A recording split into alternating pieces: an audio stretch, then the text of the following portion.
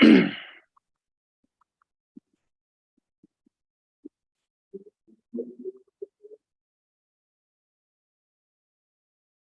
it a few minutes for people to log on here.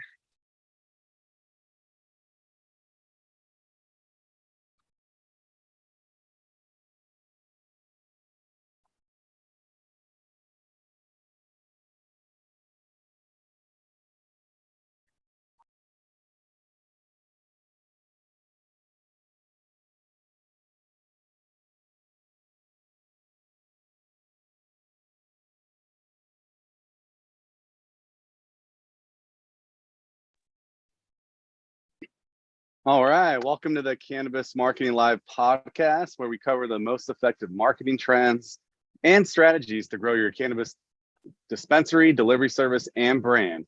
I'm your host, Guillermo Bravo, and today we're discussing how to build, market, and gain mass adoption for your cannabis delivery app. We're joined by Kyle Dukes, who's the co-founder of Tymber. Welcome to the show, Kyle. Hey, Guillermo, thanks for having me on, man. It's a real honor. I've been watching you crush the digital marketing game for, I think, longer than I've been in cannabis, which is about 10 years. So nothing but respect. Thanks for having me on. Yeah, happy to have you. Happy to have you, and looking forward to diving in deep into how to really build and make a successful go-to-market strategy to get some traction for your app. Before we kick it off today, I'd like to give a shout out to our sponsor, MediaJel. MediaJel is the leading leading marketing platform helping cannabis brands reach consumers through their compliant ad network with real-time reporting, analytics dashboard, and conversion tracking. Thank you again. All right, well, let's dive into it, Kyle. Why did Tymber even get into the mobile app business in the first place? Basically the same way we get into everything, which is by popular demand. Yeah, we, Tymber is a bootstrap company, and we've been successful because we've really taken the initiative to listen to our partners. And that's gone a long way. Most of our business comes through word of mouth. And we did the same thing when we built our platform. We had sort of a tribe of folks who supported us and believed in us and the vision that we had. And so late last year, the App Store announced, or at least Apple announced, that they would allow cannabis to be purchased through the app stores. Well, our email inbox just blew up, and of course, everybody wanted to know how soon Tymber could build a mobile app. And so that was sort of the inception, and we went to a group of about 10 of our best partners who we thought really could drive value with a mobile app, because we wanted to start there, of course. So we created a beta group back in December, and we launched the apps.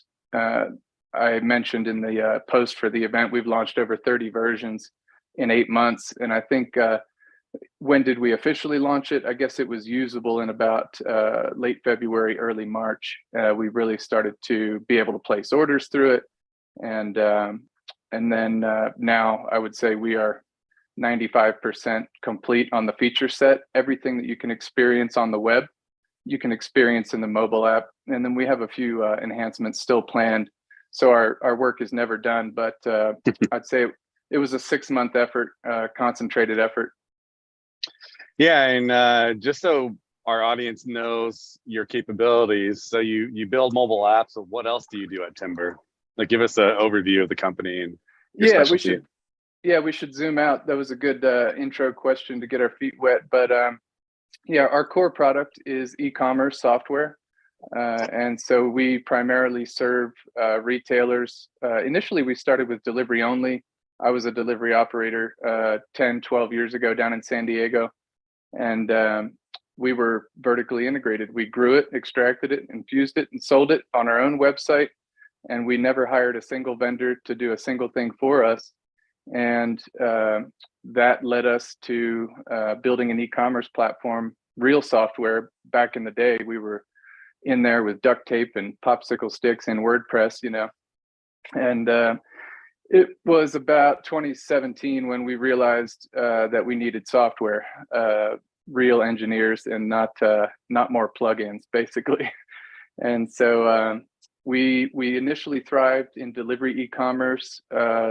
We have perfected the art of ice cream truck delivery, both with the zip code method as well as real-time GPS. And what is the ice cream truck method? Just so people know. Yeah, people call it all kinds of things, dynamic delivery, and I don't know, I've heard all kinds of crazy stuff. But that is the ability to carry delivery in the car, or inventory in the car.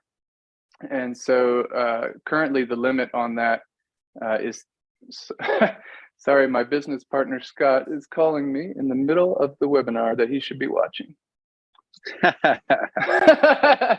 All right, let me get you back on the screen. All right, I'm gonna scold him later. He's buying me several beers. Or joints. Or either one, probably both.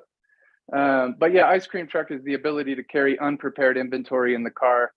I believe, I don't know if there's anyone willing to challenge me, I accept the challenge, but I was doing ice cream truck delivery on January 1st, 2018, day one, basically before anyone had even considered it.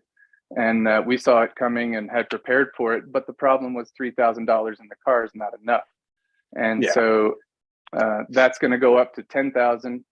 It's proposed right now. It's not official, but it's proposed to go up to 10,000. And we're already starting to hear sort of pulses of, hey, have you heard about this? Hey, have you heard about this? Ice cream truck is coming back. So we're starting to hear that buzz. And if it goes to 10,000, we are poised to satisfy that need.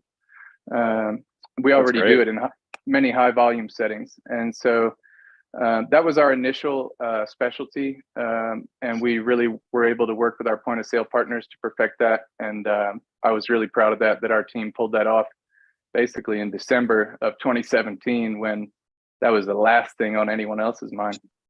So now we've grown. We're in 9 states, I think actually 10 as of yesterday, and 2 countries. We just launched Canada, and we serve all types of businesses stemming from that initial delivery concept. We've stemmed into multi-location retailers that do pickup, delivery, and kiosk, as well as direct-to-consumer implementations as well, which we've actually created a direct-to-consumer mode that you can activate inside of Tymber for brands. So we do a little bit of everything, but our core, if you had to describe Tymber in 2 words, it's e-commerce software. Awesome. We have a question from the audience here. How do you compete with Dutchie and iHeartJane that work with other company apps like Springbig, Leafbuyer, Alpine that can provide messaging, online ordering, segmentation, and access to new customers? Yeah, totally. That question could incite some mudslinging, but we'll take the high road and basically talk about, Tymber basically focuses on best-in-class integrations and best-in-class user experience. And we also focus on what a lot of people don't know about Tymber yet is that we have an incredible theme customizer coming down the pipe here. Currently, we're sort of in beta with the program. You'll see a lot of our sites have a totally custom design. And those are areas where we shine. You have Jane and Dutchie who are trying to come out with similar solutions to what Tymber has been doing for many years. They're a little late and it's very expensive. And so, with those types of services, you have the iframe solution that they can activate in 30 seconds. And I could talk to you for 3 days about why that's bad. Guillermo preaches about it daily. I think the industry is aware, but the iframe is horrible. You lose all marketing autonomy and you sacrifice 100% of your SEO, basically. It's actually negative SEO because they will actually show search results that send traffic to your competitors. And what you should be doing, as Guillermo's preached about for many years, is building your brand equity, getting that native architecture on your site, getting rid of the iframe, and then starting to rank for brands and products which are being searched at a rapid pace now. That wasn't the case 5 years ago. So, then they have the other products where Jane Roots, Dutchy Plus, everyone's starting to hear about those. And I could also talk to you for 3 days about why those, not that they're bad, I think they have the potential to be good, but there's a lot of flaws, and it's going to cost you a significant amount to build, and then more importantly, manage and maintain the architecture of that platform. It's basically a collection of APIs that someone needs to turn into e-commerce. And there's multiple problems with that method as well, because even though they have created the ability for you to drive a native architecture, that basically comes with a cost. And then you're also limited to their integration. So one thing I can say, if I had to give you one big reason why we're fundamentally different, this is something you can't see about Tymber. It's something you can't really look at. We have it in a blog post, but it's sort of an inherent value, because when Tymber goes in to integrate with a point of sale, we want to utilize 100% of that point of sales API. And Jane and Dutchy, when they do an integration with a point of sale, they typically, it varies, but they're only utilizing a portion of that point of sales API. Things like taxes, fees, discounts, rewards, and the list goes on, are managed in two places, leading to intense operational headaches and cost. And so Tymber, if I had to give you one fundamental reason why Tymber, it would be because we actually are more of a direct expression of your point of sale system, rather than a standalone platform that competes with your point of sale system. And if you are an operator, I don't have to tell you, there are conflicts and issues with that type of integration, where they have their own feature set and they're trying to force orders into the point of sale, and they often don't match. That doesn't happen on Tymber, and that's a fundamental thing. And then if you look at you mentioned a bunch of integrations. If you look at our integrations list, it's on our website. We have integrations for every single category, rewards, email, all sorts of programmatic advertising capabilities with tracking pixels that you can connect other systems through, live chat, ADA compliance, all kinds of different integrations. You can actually do through Google Tag Manager, which is an integration that we have that allows you to deploy different things to the site in an organized fashion. So would love to talk to you more. Sorry, I'm kind of blabbing, but super passionate about why Tymber. Yeah, I got another question from the audience. How many customers do you have apps built for?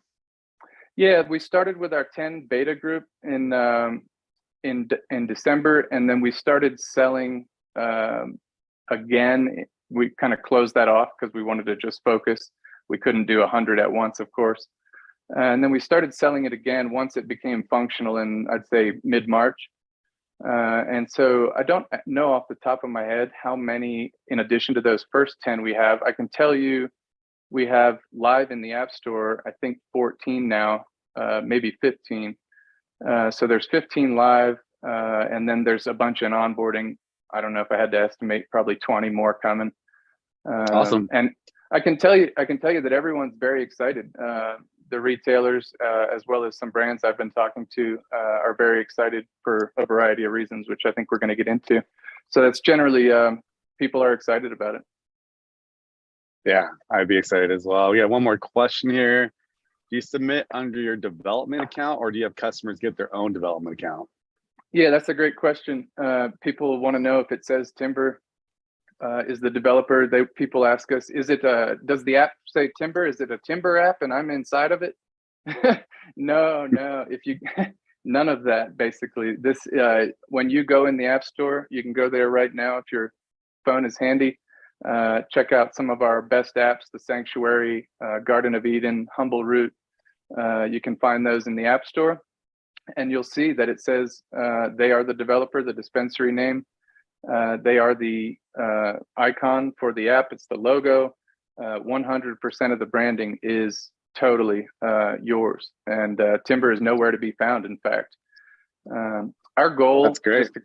Just to kind of set the tone. Our goal with the apps is to become as Starbucks app is, or Chick-fil-A is one of my favorites.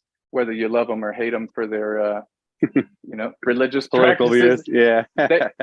The app is amazing. Yeah. So that's kind of our North Star. Is if you look at those apps, they're incredible, and that's kind of our guiding star. And I'd say we're pretty darn close, to be honest with you. And we have a few improvements coming to really finish that off. But there's apps in cannabis, of course, but we'll get into why this is a little bit different and what it enables, being a true native app and not an app that has a framed in widget of some kind with a separate login.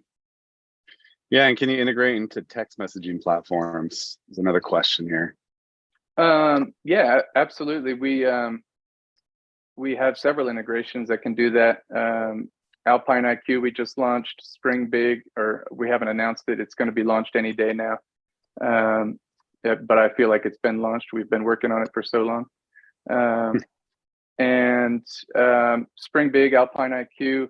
What's really frustrating, and something that I think is a good segue here, is that I'd be curious to know why you ask about text messaging, because sort of the idea of mobile apps is to eliminate text messaging because of push notifications, which are can you dive in? Can you talk a little bit about that? Yeah, what's the difference? Why should that be a priority for retailers? Yeah. We're kind of jumping ahead here, but it's a really exciting topic. So I think let's do it. Yeah. So everyone's aware of the pain with the texting thing in cannabis. AT&T and Verizon and T-Mobile, they're all upset, and they see cannabis as a small total addressable market. They don't have an interest. They don't have an interest in risking their global business for a couple of cowboys out here selling weed. In their eyes, they have no interest in allowing this on their platform because they're federally regulated and looked at, and can get shut down or fined, I think would be the more likely outcome. And so they've put the pressure on the texting carriers, and then you have companies like Alpine and Spring Big and Happy Cabbage who are getting innovative with the methods of texting. Because I don't, maybe you can tell me, Guillermo, but texting versus email versus push notification, is texting the most preferred for engagement? I'd say it's top one or two. It's higher than email, I'm pretty sure. Yeah, it's a little higher than email. I would say that they're different. Like email is going to be a general overview of what's going on, not as much segmentation on there, unless you're using like a clavio. You can do that for abandonment carts. Yeah. And text message is effective, but it's the open rate and how many people receive it has gone down a lot the last 3 years. And I am seeing a adoption of push notifications because people just are familiar with it. They use it with all their other companies. Dude, I mean, over the last 10 years, the amount of dispensary spam that I get is like off the charts. I'm sure you're on every list in America too. Yep. And I just ignore it. I used to look at them and kind of laugh because they were kind of silly sometimes, but I just can't even look at them anymore. It's just overwhelming. So yes, push notifications, new vehicle, text messaging is expensive. Push notifications, here at Tymber, they're included in the monthly subscription. So they're unlimited, they're totally free. And that can be a significant savings over SMS for operators. I've heard people with $10,000 text message bills every month. And I'm like, oh my God. And what's interesting, you mentioned clavio, because I'm a clavio guru, or have become over the last few years, kind of unintendedly. And so clavio does, they do email, they do texting, they do push notifications. Now, actually, there's an asterisk on the push notifications. It's kind of cool. I'll tell you at the end, but they do email really well. We do abandoned carts. We do post-purchase follow-up sequences, browse abandonment, cross-sell, upsell, welcome series. I mean, all kinds of email automation in clavio with our integration is possible, because once you have all the e-commerce behavior in clavio, the way you can act on that is basically limitless. And so segmentation is amazing. Moving from email into text message, we contacted them. We have a rep there that's sort of our direct rep. And we said, hey, man, we've been doing a lot of emails. We're about to turn on text messaging. What do you say? And he went up to the boss man and general counsel and whoever else and came back and gave it in writing. They said, look, you can do what you're doing for email, but you cannot send text messages on this platform for cannabis. And so we said, okay, now that's the rule. But I can tell you, I have seen operators get away with it, you know, depending on your cleanliness and your content. So Clavio is a really powerful tool, but we have Spring Big, Alpine, and the Happy Cabbage we don't have an integration with yet, but we do totally support those guys. They're great people, and it's coming soon. Now, with the push notifications, Clavio initially did not have a working push notification product. They had information about it on their website. They had a beta program that you could read about, and we tried to use it in our mobile apps, and it did not work. So what the heck do we do now? We had talked about push notifications for years, or months at least, building up to this moment when we were going to launch the apps. And so when we did, the push notification thing that we had counted on, this beta program, actually didn't work. So we looked a little silly. And what we did was we actually contacted them and said, hey, here's what we need. This has to work. We're trying to promote this, sell it, use it. Come on, we need your help here.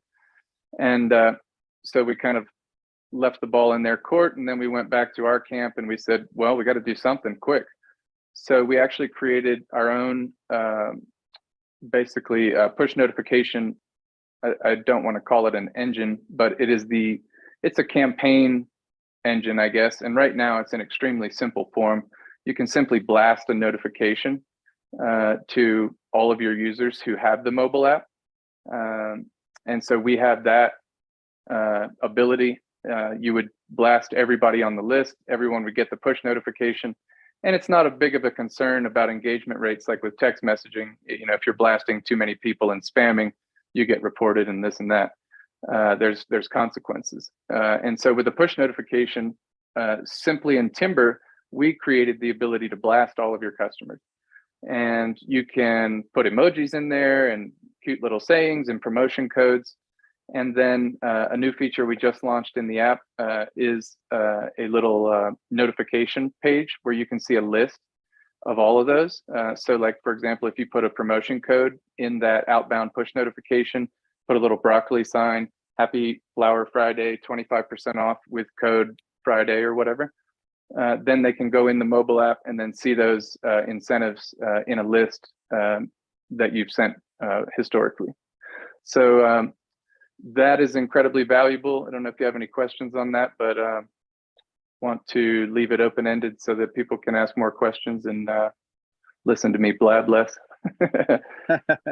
Let's see. It's a little feedback from the audience. Yeah, I say that most stores get about a 30-40% adoption of an app, which is pretty high.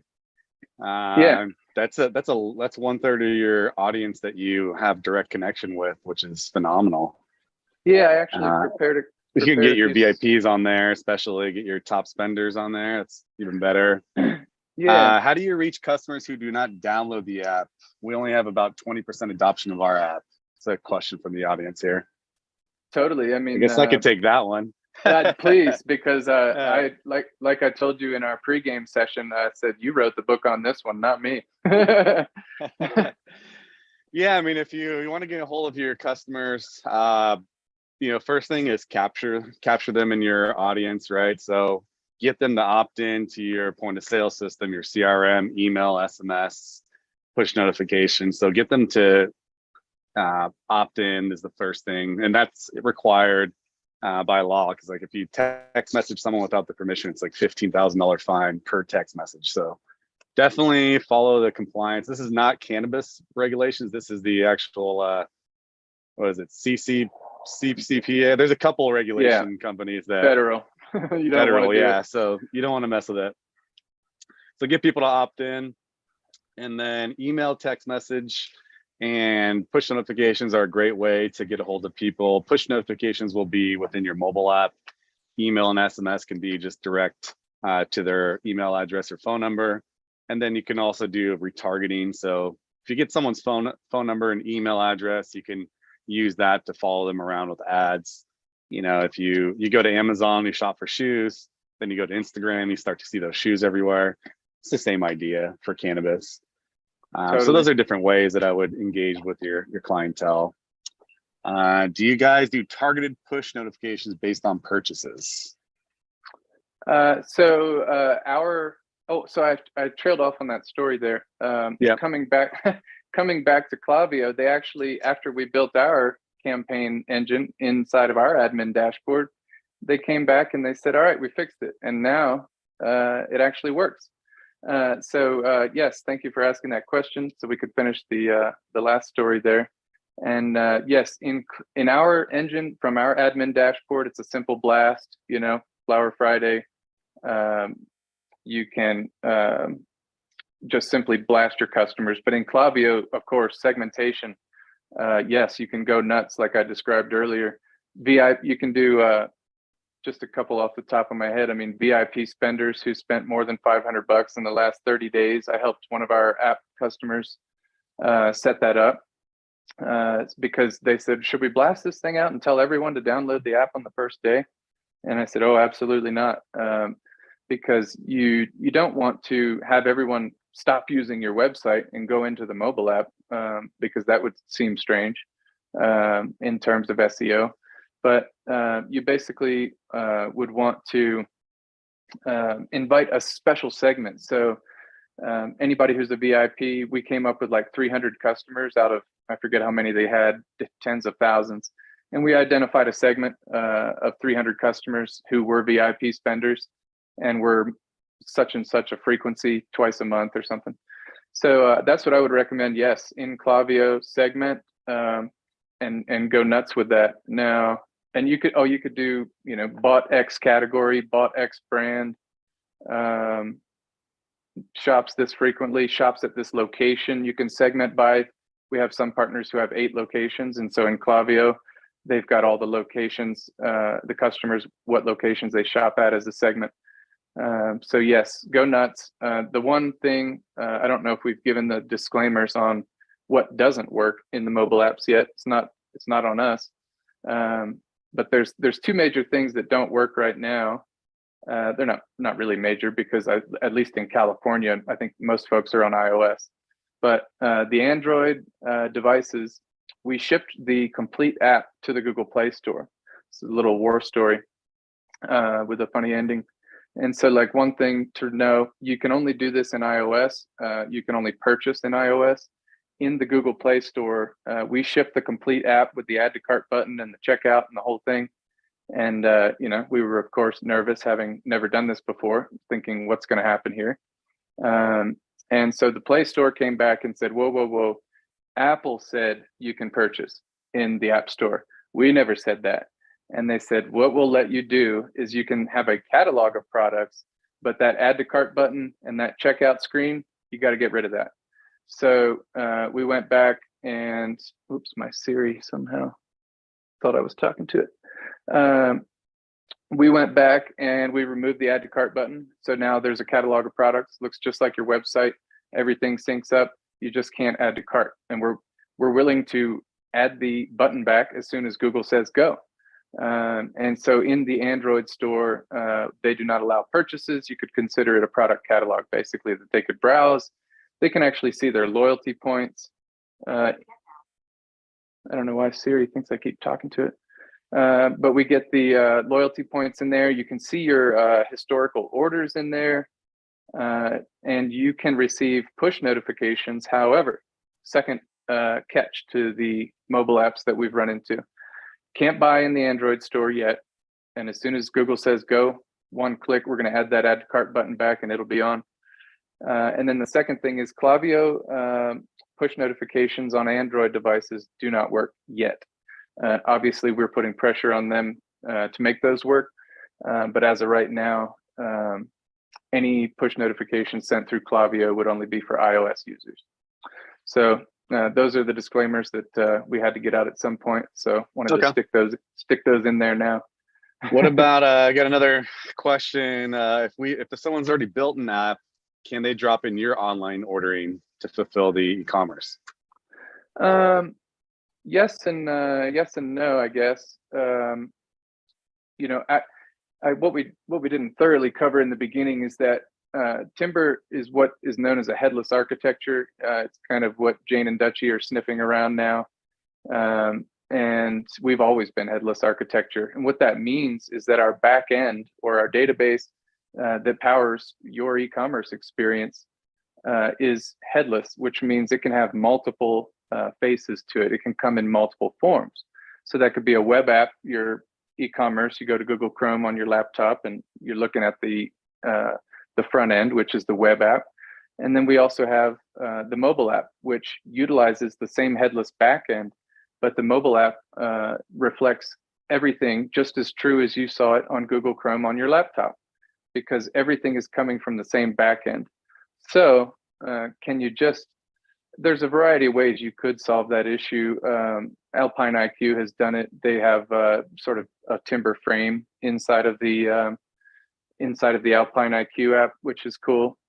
You know, we like those guys, and they have a great product. So some of our partners do that.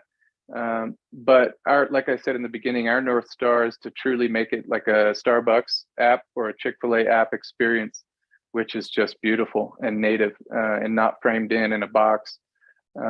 So yeah, there's pros and cons to both of those. Framing it into some existing app that you have, I don't know what that is, if it's a Alpine or if it's something custom you built, but it could be done. I don't know exactly how you would frame it in. We've never done that. Yeah, that would be the give and take, is yes, you could do it, but we are focused on creating a more enterprise and polished experience. Sounds good. What about accepting payments online? Do you guys have the integrations with that? Dude, go to our apps. What's an app that they should check out? Yeah, Garden of Eden. Yeah, check out Garden of Eden, Humble Root, Sanctuary, Good Tree. Those are our top performers on the app. Really doing well with the utilization activation. I'm going to post the link here in the chat just so people have it. They can reference it, go download it. I think we have a list of links that we put in the notes. Yeah. Awesome. And so, yeah, I hate to brag because I'm usually a sort of a humble. Usually. Yeah, but man, I'm telling you, it's awesome. We received some feedback the other day that I thought about, and I was like, damn, that's really cool. They said when we showed it to someone. All right, I'm going to turn this iPad off because Siri keeps coming on. Okay. He always wants to join the convo. I don't know. Am I saying something wrong? Yeah. So basically, go to the apps, check it out for your darn self.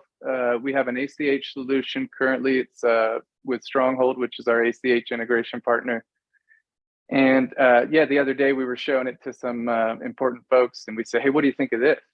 And when they saw it, they said, "This is really interesting because this is actually, you know, what everyone wants, right? Everyone wants debit and credit cards, right? Oh, I need debit and credit cards. Well, do you really? Because take a look at what we did, and you might not actually think that you need those as bad as you think you do, because when you go in, you simply and you know, the whole problem with the payments for years is you got to download a third-party app, you got to sign up for this, you got to get a code, you got to get a PIN number, log in to some other website, redirected from the checkout page, broke your analytics, conversion tracking, son of a gun, you're all pissed off, you know. And we just thought that was silly. So we scouted all the payment providers and we said, all right, how can we get this thing to just be frictionless? No friction, no apps, no passwords, no logins, no PIN numbers, no socials, none of that. And so we distilled it down to a few payment solutions, and we chose Stronghold because they were the ones that were willing to support that architecture. And it's as simple as you go to the checkout screen, If you want to pay online, you click link your bank account. You're going to log in just like you do Venmo, username, password, Bank of America, boop, boop, boop, 2 seconds. And once that thing is linked, it's saved in there. Little Bank of America icon comes up. It's all beautiful. And once that thing is linked, no matter what device, if you're on your computer, you log in. If you're on your mobile app and you log in, you're on your girlfriend's phone, you're at your parents' house and you log in on their computer, boom, you're going to see that Bank of America icon saved. And I was demoing it and I added a product to cart, click 1. I went to the checkout, click 2. My payment method, once you use that, it's pre-selected the next time you come back. And so 1, 2, 3, I checked out, added a product to cart, went to checkout, and paid online with 3 clicks in under 10 seconds. I mean, and that works in the app. That's and awesome. It works in the app. Yeah, it's insane. That's awesome. So we just added that to the app several weeks ago. Time sort of starts to get away from me. Maybe it was a month or 2 ago, but yeah, go try it for yourself, because once you see it, you'll fall out of your chair, because they said it's actually, that's the feedback we got, was that this is actually better than debit and credit cards, because once that thing is linked, the stickiness and the loyalty and the adoption we have seen with this, we're seeing up to 50% adoption. That is not an exaggerated number. It's actually over that. That's huge. And that's huge. All these apps and stuff that have existed for years, they don't get 20 or 30 if they're lucky. And then the best thing is that on those orders that are paid online through this method, they're 25% larger. We just did a case study on this. And so imagine 50% adoption. That's half of your orders being 25% larger than they were before. I think we need a case study for that. Yeah. We're publishing a few things. We have an ROI calculator on our site. And we're publishing a few pieces around that right now to really illustrate that. We've been tracking the data for quite some time. And what we thought would be true came true. It's insane adoption. And the ROI calculator will blow your mind, because if you're $1 million business and you slide that thing to the $1 million zone, if you do $1 million a month and you scroll down, it's $100,000 a month that you potentially are pissing out the window. I mean, how much does it cost to build an app, and how long is it, like, what's the timeline to get something like this launched? Yeah, exactly. That can come in many forms, right? Like we've seen people, this was a popular trend about 1.5 years ago. People thought, they did a Tymber demo, and we said, here, we built native e-commerce, and they said, oh, I can do that. And we said, absolutely, I'm sure you can.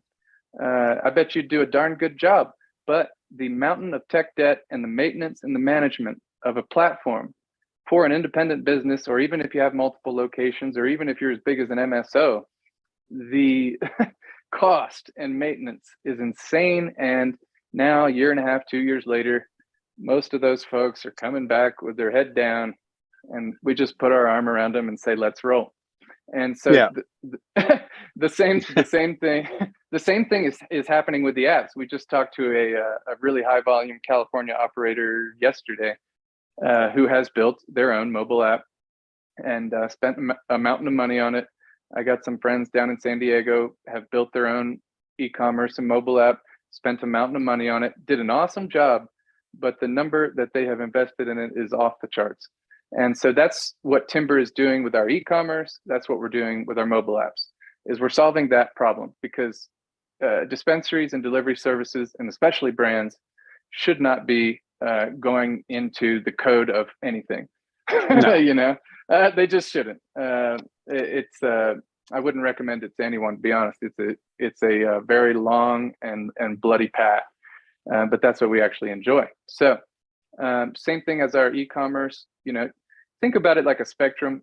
You have the Janes and the Dutchies of the world that have $250 that get you going in the next 10 minutes, and you have no idea what that cost you. And then you have the MedMens, the Calivas, the custom built sites, those really professional custom build outs, and they spend God knows how much to do that, hundreds of thousands, millions.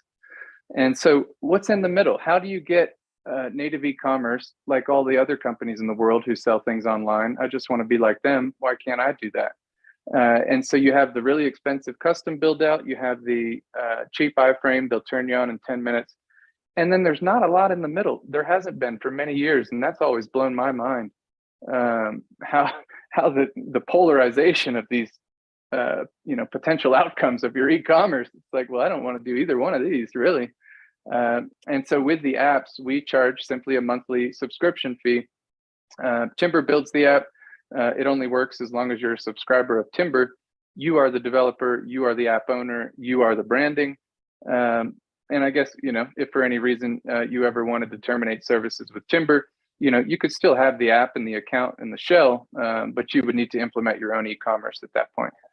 And so we charge, we've been reducing we have a setup and then we have a subscription.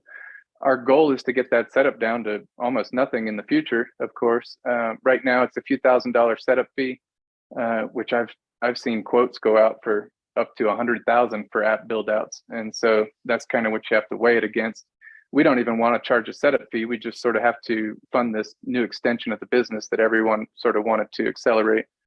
And so the subscription fee is $450 a month, and that's per location. And then we obviously, for multi-location retailers with 6, 7, 8 locations, or MSOs or big operators, we have a sort of a discount that scales as you grow.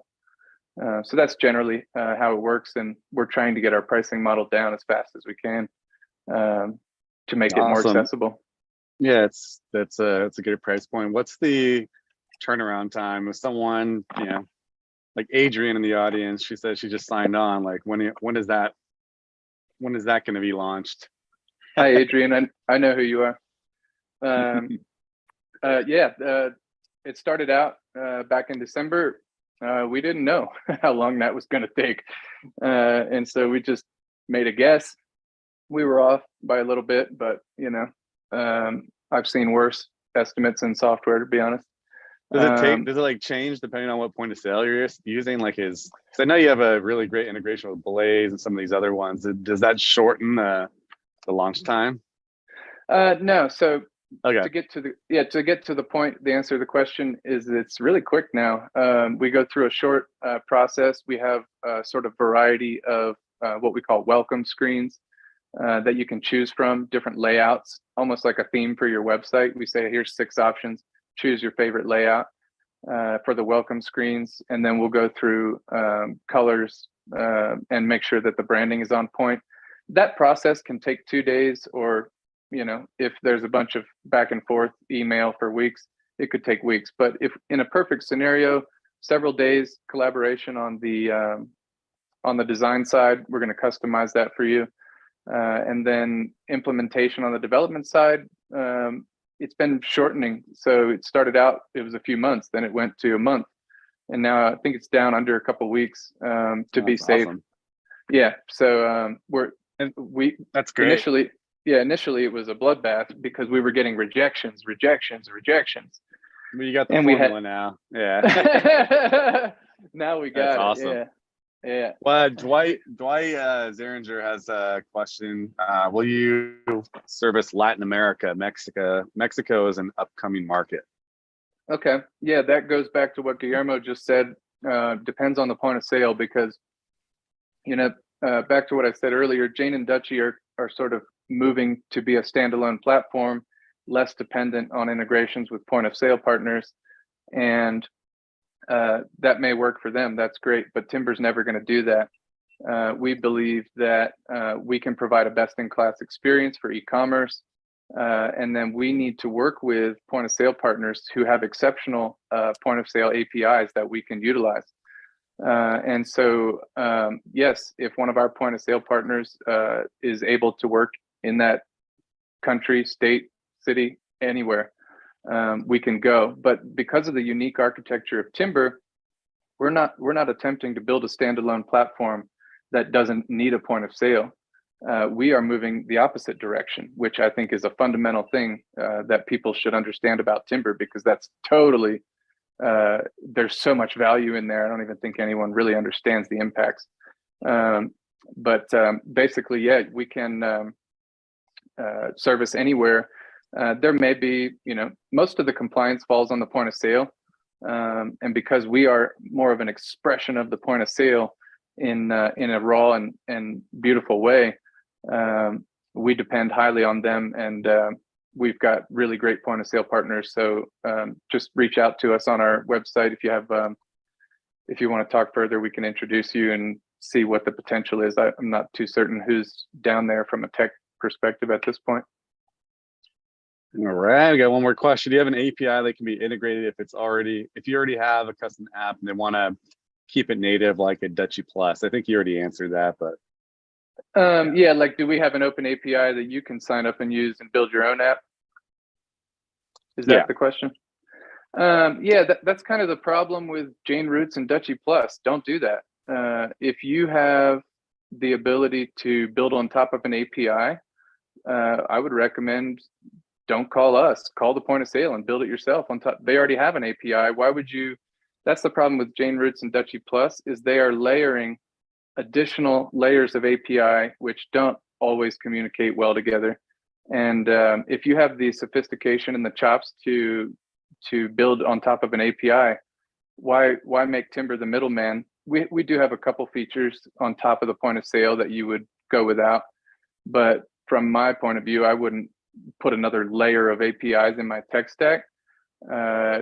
If I had the ability to build on an API, I would just do that myself. And that's what a lot of sophisticated deliveries and operators have done. And it's pretty painful. And they come back a year later with blood on their lip. So, which, we don't like to sell fear. That's not, how we roll, but I can tell you it happens more often than you'd think. People try it and then come back, and I commend those people. I see a lot of really cool websites, but I know that that's killing them and the bottom line on the backside. Yeah. And what are the current laws and regulations regarding an app that promotes, the purchase of a federally illegal substance? Yeah. I'm sure there's federal law that says this and that, but as far as the App Store, which is the laws we've been living by, I think it's kind of, yeah. So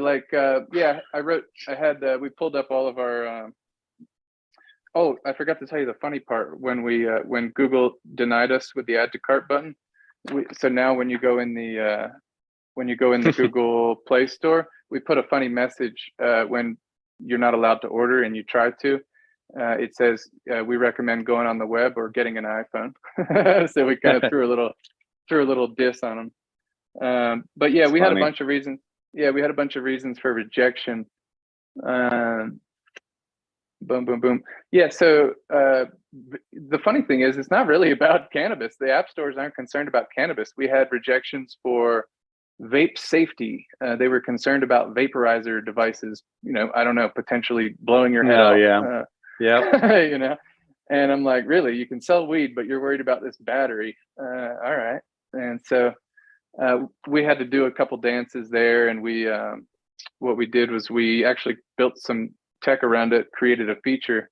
So when you go into our administrative dashboard now, when you go to the categories, normally people say vapes or vaporizers or stuff like that on the category name, and we thought we could fool them because there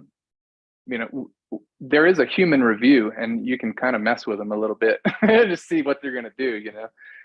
So we created the ability to rename a category specifically for the mobile app, not on the web. It would still say vaporizers on the web, but let's say you would change that to carts, for example, in the mobile app specifically. And so we were able to, even though there were still vaporizers on the menu, we were able to basically get past the review. I don't know if we tricked them or they just got lazy or what, but you never really know. But we were able to get that through with that new feature that we implemented that allows you to give a custom category name. And what's really interesting is that we would send in certain apps for review, and 2 seconds later they'd say, "Oh, you got vapes on there," and okay, rejected. Then we had to go back and think, and then we would send in other apps, actually some high-profile apps that were allowed to have vapes, and they were given the green light with vaporizers clear as day in the top of the menu. And it's like, what the heck, man? And so boom, over and over and over again. The next time they would say things about tobacco products. They don't want to sell tobacco products, and if they have a pre-roll, they think it's a cigarette. And I'm like, dude, it's not a cigarette. It's a pre-roll. And yeah, I know. They don't know the difference though. You just have to no, assume that people outside the industry, they don't know what the difference of any of these yeah, things is. They don't know and like the safety and compliance behind a vape pen and cannabis versus, just the regular sure, vape pen outside the cannabis, like a whole nother ball game. But yeah, yeah, it's not and really on us to educate them. They can't, they're looking at compliance for their technology company. They don't know anything about cannabis, exactly, right? Yeah, exactly. It's weed is legal. We're cool. Like that's their attitude. Even though like I don't understand like why would Apple allow it when it's federally illegal? But hats off. Let's roll. But there was exactly. And I definitely want to leave. We got 10 minutes yeah, left, so if anyone in the audience has any more questions before to ask away here, it's going to be wrapping up shortly. So I just want to throw that out there. Anyone who had more yeah. questions? Great questions, by the way. One other one other kept thing on Kyle on his toes. for sure. Yeah, I want to stick one more rejection reason in there because it was kind of cool. It was a little victory that we had, and I think people would enjoy it. We got a rejection because they said you need to have the ability inside of the app to delete the user account. So if you're a customer in the Starbucks app, I guess I don't know, I didn't look, but somewhere in there you can delete your account. And they said, hey, you guys have to delete accounts in here, and you don't have that feature, so all of your apps are suspended. And this was like version number 25, and we're like, oh my god, this is going to be crazy. This is going to be crazy. So we battled them, we argued back, and we said absolutely not. We cannot delete accounts because in our industry we have to track purchase behavior for daily order limits, and we pointed to the regulations, and we basically overcame them, and they folded and said, okay, you're right, and we don't have to have the ability to delete accounts. So that was a big victory for us, and who knows, they could come back next week with a new story, because every time you submit to review you get a new human, and that's part of the problem. Yeah. Let's see if there's any more questions. No more questions. Cool. I mean, Kyle, I'll kind of leave it at, give you the stage. Anything else you'd like to add? Any more war stories or any features, anything that you'd like to highlight? And, before we part ways today. I have like a little what's next. I'm just kind of flipping through. I made a couple pages of notes, and I think we covered a lot of that. Reasons for rejection, utilization. Right now, I'd say we're about 3 months into like intense activation by our partners. Initially, they're like, "Well, I'm going to wait until this feature's done," and then the other, someone else is like, "I'll try it now." And it's kind of been a slow start, but I'd say we're getting close to 20% of the total online revenue from our top performing partners is coming through the mobile app. So 20% of your online revenue. And that's just in the first few months. Significant. Yeah. Just doing $1 million a month, and that's $200,000. That's 2.4 million a year. Yes, and that's just out higher of the gate average order, right? Yeah, big time. We have typically see about 600 monthly active users on these apps right now that are driving that 20% of the online VIPs, revenue. Then it's really the VIPs that are. Yeah, it is. Yeah, I've recommended that strategy to most of our partners and said, hey, it's going to ring. You just need to slyly implement this to your VIPs. And I think that strategy's worked really well for people. So I would definitely recommend that. If you're going to launch the mobile app, don't throw up a billboard on day one. Get some feedback, get your customers used to it, start to learn about how to talk to your customers about it, because phone rings day one. How do I use your mobile app? Oh my God, right? Like record a little video tutorial, send it out to everyone, send everyone a text message, an email with a walkthrough. Yeah. Like, just make sure that they know how to use it, because you got to remember, like, your customers may be under the influence when using your app, so it needs to be really simple. Totally. And we have a Zendesk integration for the mobile app, so you can click on. That's why I recommend checking out Garden of Eden. They didn't pay me to say this or anything, but the reason I recommend them is because they have activated pretty much all of the features. Not all of our apps have all the features activated because we're waiting on them to finish some things. But Garden of Eden has the most complete feature set. That's the only reason I'm telling everyone to look at that one. They have the Zendesk that right now. Yeah, they have the Zendesk integration, so you have in-app help chat. You can connect that to your dispensary phone and chat as well in there. Ice cream truck works in the app, so I mean, dude, talk about killer. Saving the payment and doing ice cream truck as well as scheduled delivery out of the warehouse in the mobile app, as clean as Starbucks. I mean, this is like next level. Every enterprise, every retailer. I guess that's the next question is, who is this a good step? Like, who is the app a good fit for? Totally. For everyone. Yeah.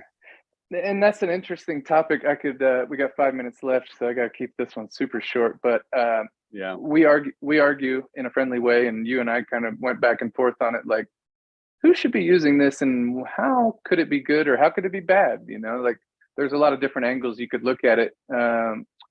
And so I think the ideal candidate is someone who has a brand. The big benefit of the app is loyalty. Once a customer's in there and they see a list of push notifications that you've sent to them, and they have coupon codes in them, and their payment is linked in there, and they can see their rewards points, and they can get special offers and be targeted with highly impactful marketing messages from all angles. That's a brand, right? You're nurturing a customer. You're creating a brand, Yep. So if you're highly active, it's not something, my partner has a funny saying. He says, Tymber is a gun and it's a silver bullet. You have to load the gun. You have to use it. It doesn't just drive and shoot itself. And so if you're highly active in nurturing your customers, if you have a brand, if you care about your brand, if you already have traction, and I think this is, we talk about this, we've talked about it a lot recently. I think this is great for retailers because there's a lot of retailers who do care about their brand equity and nurturing their customer. I think that's definitely found in our industry, but I think this could be more impactful for direct-to-consumer brands, because imagine a brand where you click on the app, you go in, and in that brand's website, you have offers, you have rewards, you have discounts, you have payments, and you have education. Click here to see some videos about why this does this. And so, people don't really go to the app store and type in San Diego dispensary or Sacramento cannabis delivery. I don't know, maybe a couple, but most people do that on Google. Most people do that on Google. And that might change. We're all ears. We're not saying this is the end. This is going to evolve as we go. But for a brand, direct to consumer, I believe it's much more impactful, because then you can go to events, you can use a QR code on a sign, and you can activate that customer nurturing process with a mobile app, with payments and rewards and offers. And gosh darn it, that's all we want. Exactly.